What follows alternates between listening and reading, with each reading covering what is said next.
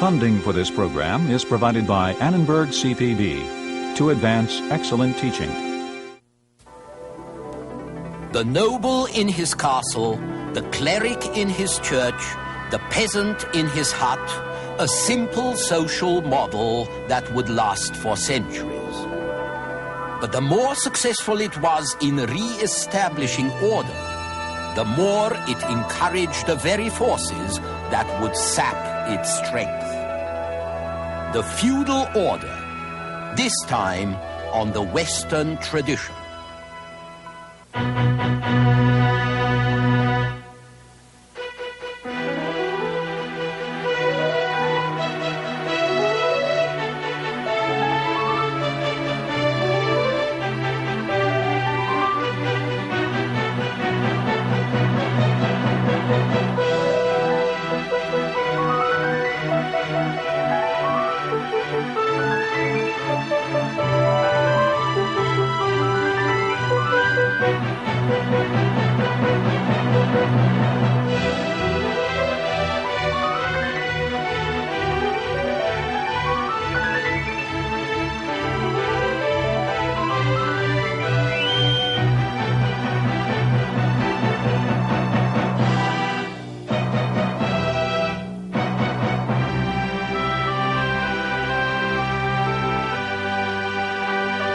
And now UCLA professor Eugen Weber's continuing journey through the history of Western civilization.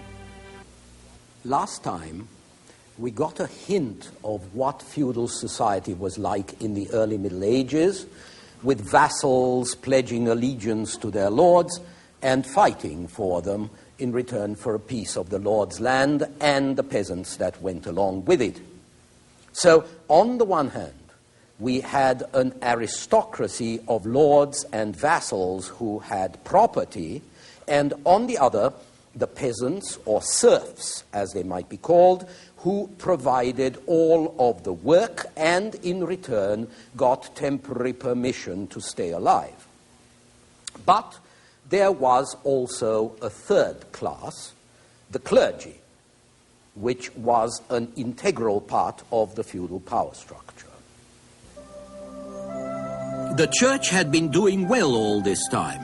It had been given lands, it had been given treasure, and it could manage its wealth with greater continuity than secular landowners who varied in quality and who were often away robbing some other lord.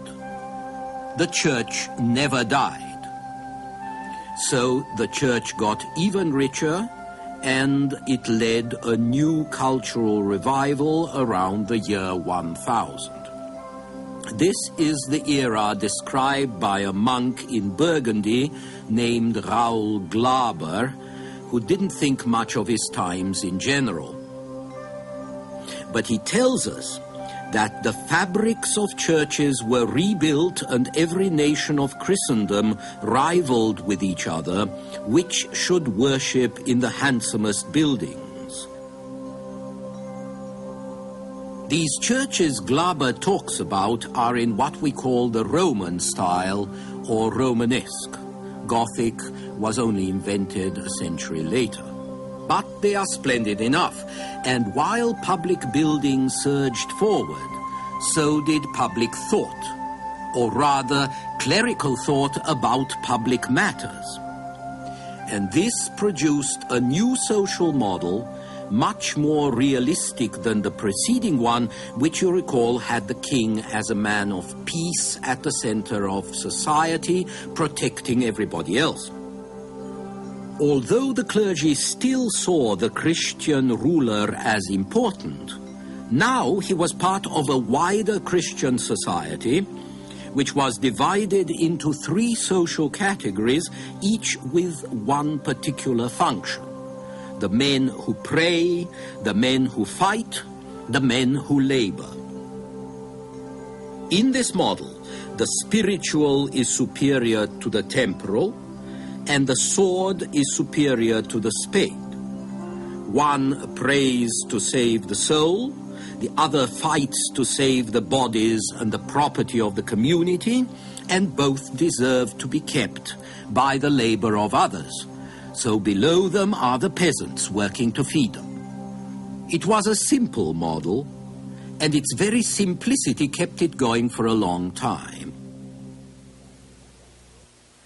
The model also provided a justification for idleness by making it appear honorable and representing manual labor as dishonorable, which of course it was when the model was forged.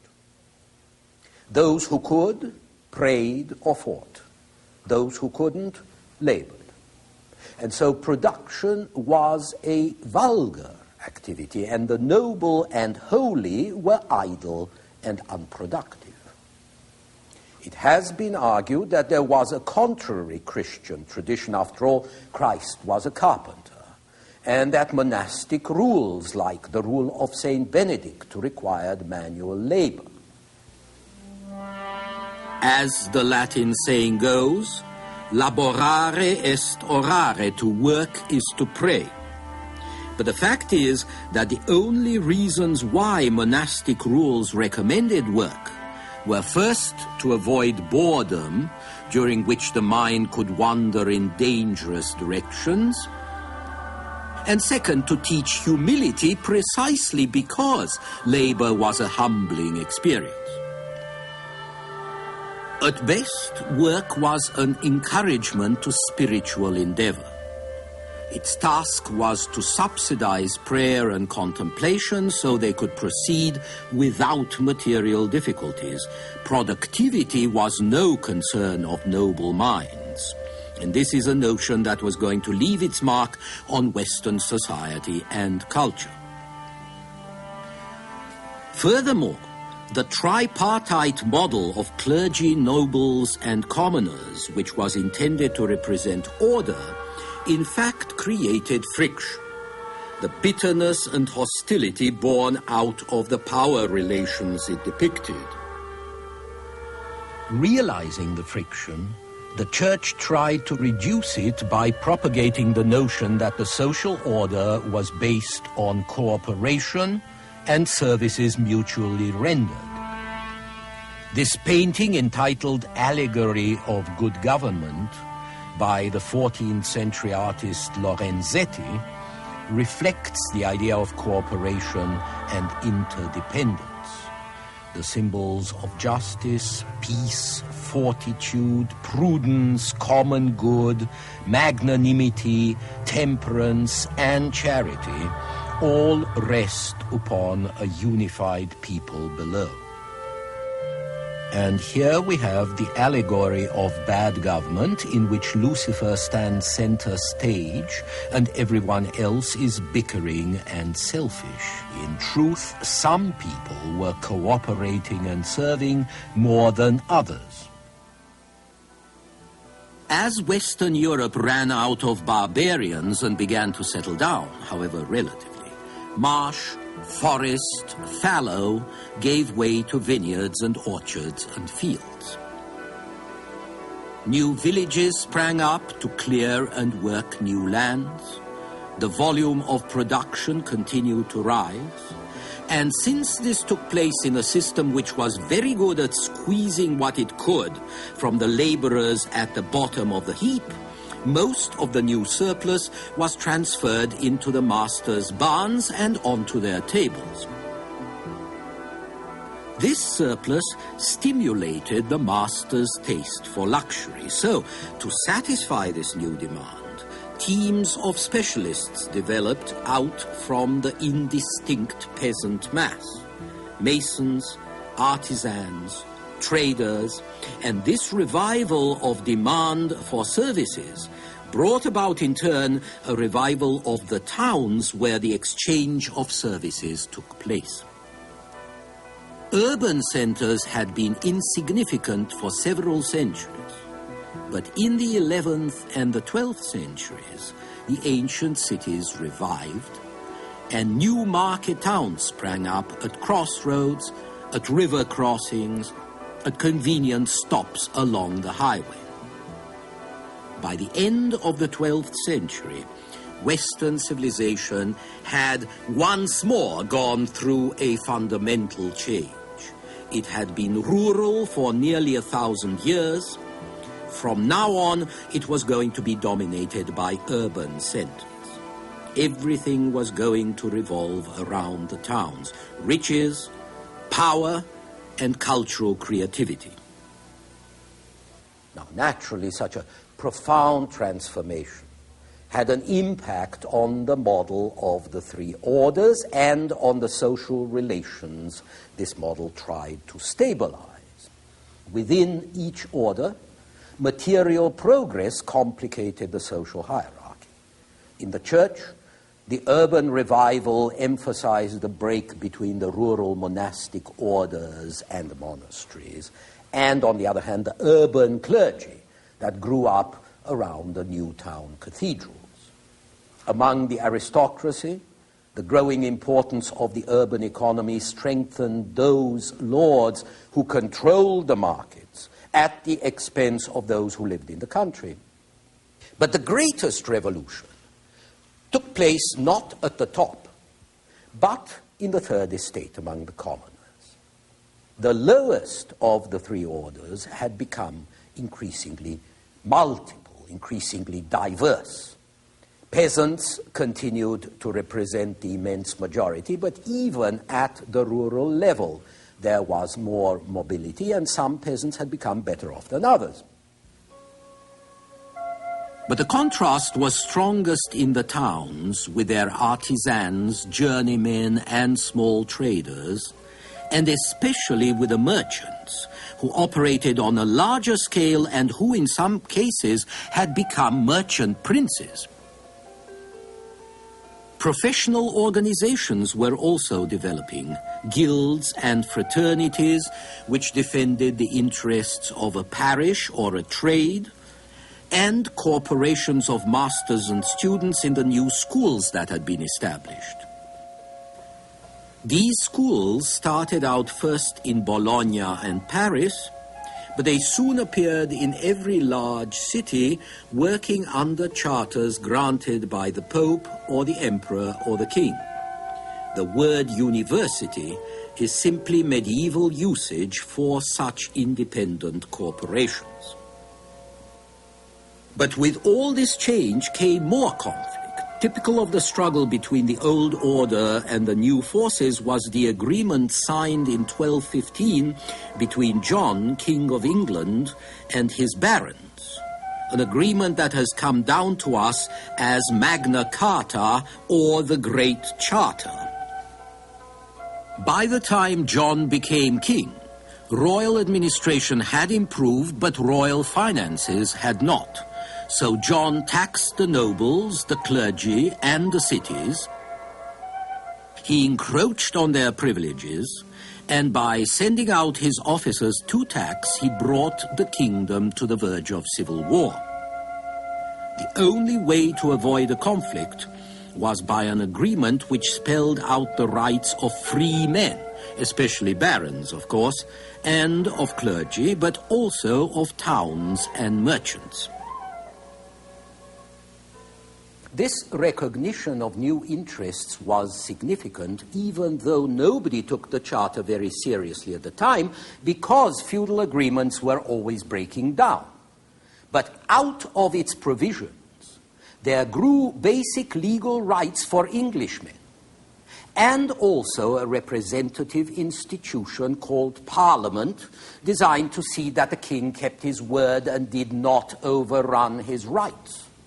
So this reactionary feudal document, which was meant to protect the interests of the great, became the basis of ever more progressive institutions. By this time in Europe, economic activity at all levels had loosened old restraints and weakened feudal bonds and clan loyalties. With prosperity, Europe became more adventurous, interested in material progress, believing that the world was created for man and man was spiritually responsible for mastering it. The times suggested a new hope for personal success and spread the extraordinary idea of progress, the notion that things were actually getting better, that your only hope was no longer in heaven alone, but on earth as well. You could expect to better yourself if you worked hard, if you fought well, if you showed enterprise in business or skill in managing your Lord's affairs. A good indication of this new spirit was that Europe now turned from a defensive posture to an offensive one. It embarked on the sort of imperialist adventure that is characteristic of societies that are bursting with energy, vitality, and self-confidence. Between the 11th and the 13th century, 8 major expeditions went out to rescue Jerusalem and the holy places from the infidel Turk. The First Crusade, as these armed pilgrimages were called, captured Jerusalem in 1099. And the resulting Christian kingdom of Jerusalem lasted nearly 100 years. By the 13th century, however, the original enthusiasm had run out. The Fourth Crusade in 1204, which was supposed to be directed against Egypt, wound up capturing Constantinople instead and set up a Latin kingdom there that lasted 60 years. But people were losing interest. By the end of the 13th century, all Crusader strongholds in Syria and Palestine had fallen, with Acre, the last, in 1291. Recapturing the Holy Land from the infidels was certainly a crucial factor inspiring the Crusades, but there were other interests at work. The most important was the determination to reduce the fighting and disorder in Europe by exporting them abroad. Or, if that wasn't possible, feudal high spirits could be turned to useful ends by directing them against Christian heretics at home. All heresies threatened the ideological monopoly of the church and therefore had to be put down. And so the first Christian heretics were burnt at the stake soon after 1000 AD. In the 13th century, a crusade was launched against the Albigensians, or Catars, the pure ones, who lived in the Albi area of southwest France. The Albigensians were a particularly serious threat because they considered God and Satan, good and evil, to be co-equal in power. Everything material, the world and matter, was created by evil.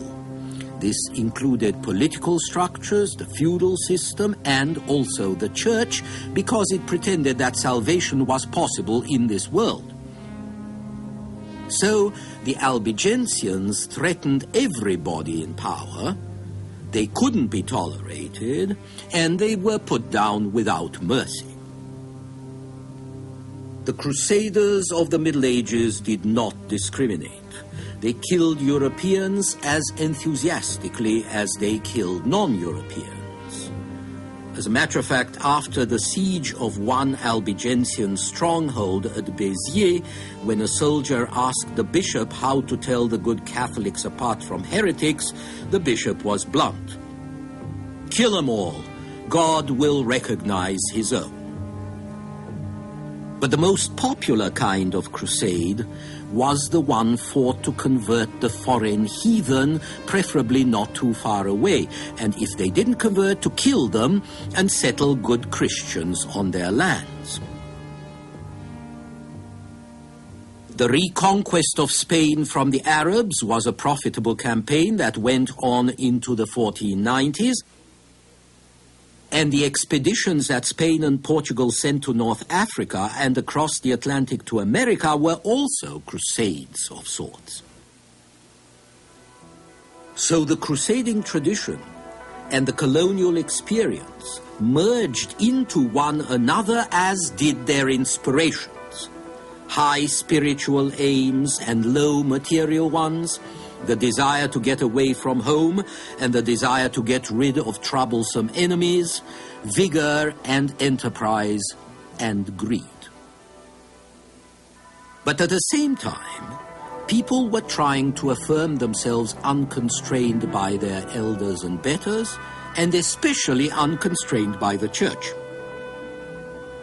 In the 12th century, a profane secular culture appeared, emancipated from the church, sometimes critical of it, and reflecting a new public of city people who wanted to enjoy their new prosperity, and of lords and ladies who wanted to enjoy each other. In Cologne, which was then the most important city in Germany, the city poet wrote a song whose first verse goes like this. Down the primrose path I post, straight to Satan's grotto, shunning virtue, doing most things that I ought not to. Little hope of heaven I boast, charmed by pleasure's auto, since the soul is bound to roast, save the skin's my motto. There must have been a lot of people who felt this way and who didn't mind saying what they thought, which tells you something about the changed spirit of the time. There were also new games of love, which may not have been serious, but which do suggest emancipation from the religious beliefs of more constricting times, and also gentler habits, a rediscovery of manners, and gallantry. Everything we describe as chivalry. A good example of this is a well-known romance of the time. Around the year 1200, somewhere in France, a troubadour, a traveling poet and singer, created the love story of Aucassin and Nicolette. Aucassin, the son of a count, loves and wants to marry Nicolette, who is a captive maid of no apparent station, just bought back from the Saracens. Aucassin is told that he must marry a girl of his station, the daughter of a king or of a count, and if he makes Nicolette his mistress, then he will never enter paradise but go to hell. And this is what he answers. What have I got to do in paradise? I seek not to enter there, provided that I have Nicolette, my most sweet friend, whom I love so much. For none go to paradise except such people as I will tell you. Old priests go there, and old cripples, and those maimed wretches that grovel all day and all night before the altars, and those folk clad in old threadbare cloaks and in old rags and tatters, who are naked and barefoot and full of sores and die of hunger and thirst and cold and miseries, these go to paradise. With them I have nothing to do. But to hell I will go. For to hell go the fine clerks and the fine knights who have died in tourneys and grand wars, and the brave soldiers and the noble men. With those will I go. And there too go the fair and gracious ladies, who have friends 2 or 3 beside their husbands. And there go the gold and the silver and all the fine furs. And there too go the minstrels and the poets and the kings of this world. With those will I go, so that I have Nicolette, my most sweet friend, with me. You can see here a reversal of all accepted values. As long as his father refuses to give him permission to marry, Aucassin refuses to fight in the war that threatens his father's estates and his own. And finally, father and son make a deal, and Aucassin fights and wins, only to find that his father breaks his word. No, he will not let him see Nicolette after all. And so Aucassin releases the enemy leader whom he has taken prisoner, and he charges his enemy to do his father as much harm as possible. And so you see every accepted value, Christian, filial, feudal, trampled by this love-crazed loon. As for the young lovers' adventures, they go on and on. They lose each other, they find each other, they kiss, they marry, and they live happily ever after, which is as good a place as any to end. Next time, a look at everyday life in the Middle Ages. Please join us then.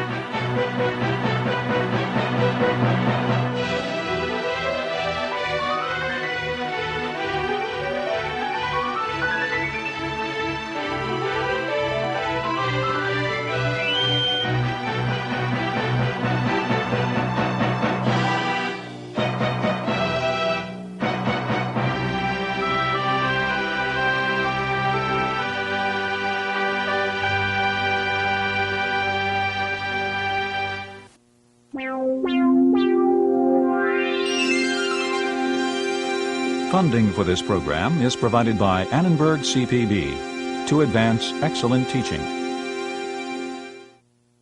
For information about this and other Annenberg CPB programs, call 1-800-LEARNER and visit us at www.learner.org.